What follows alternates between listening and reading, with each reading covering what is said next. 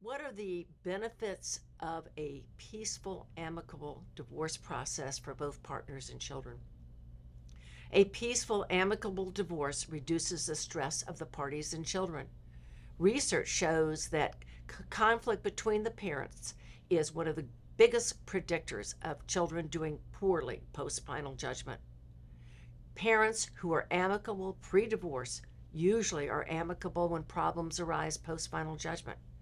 An amicable, respectful divorce is one where the parties understand the other party's personality and goals. The parties may not be able to be married to each other, but they respect each other's skill set, love, and competency as a parent. It's challenging when one of the parties has a personality disorder, but these cases can still be amicable or collaborative if the attorneys are skilled and experienced.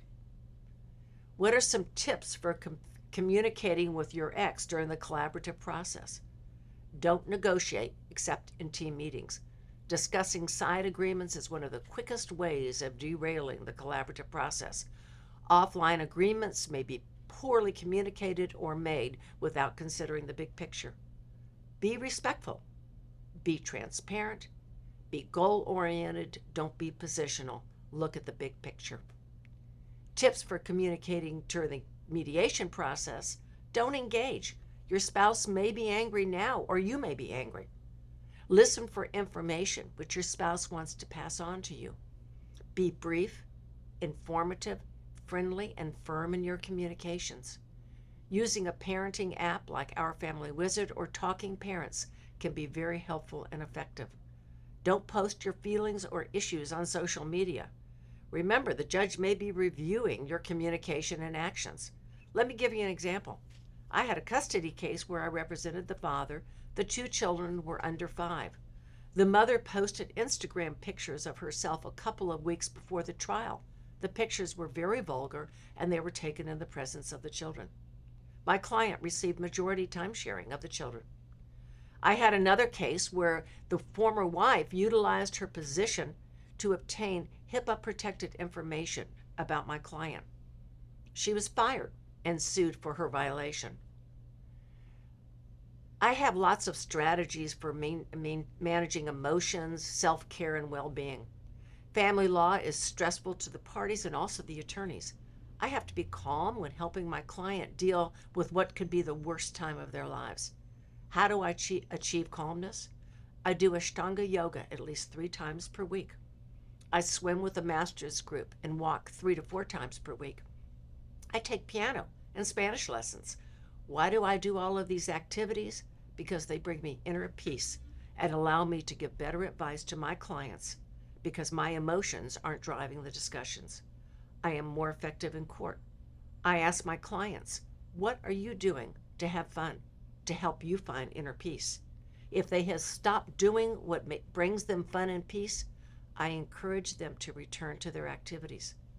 If they are more relaxed and peaceful, we have a better chance of keeping the divorce process amicable. Sometimes their mental health professionals have a role in divorce cases. Many times I will tell my clients I won't represent them unless they have a therapist. Why? Because I am a lawyer, not a therapist.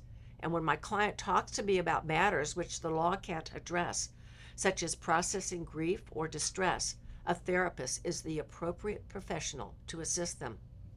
In a high conflict case, I insist my client meet with a therapist shortly before a hearing, deposition, or mediation to process their emotions and fears, leaving my client and me to focus on the legal issues. This is true for collaborative as well as mediated cases. Some people have concerns about the collaborative process. They think it's too expensive.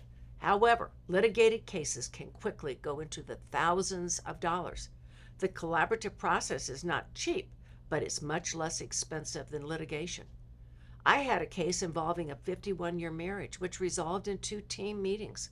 I had another case which was resolved in just 1 team meeting. The cost to the parties was minimal compared to the cost if we had litigated the case. Another concern may be the length of time it takes for resolution in a collaborative case. I have never had a collaborative case take as long as a contested case. Some contested cases take years to resolve. The longest collaborative case I've had took about 10 months.